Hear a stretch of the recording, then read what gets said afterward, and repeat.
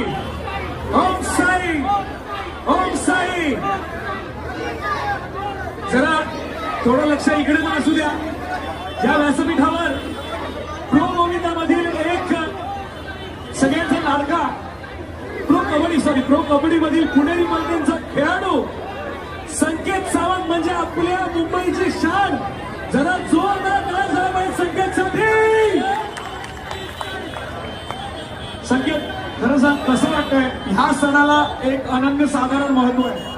खूप छान असे आयोजन केले आपल्या भारतीय जनता पार्टीने शिवडी खूप मोठी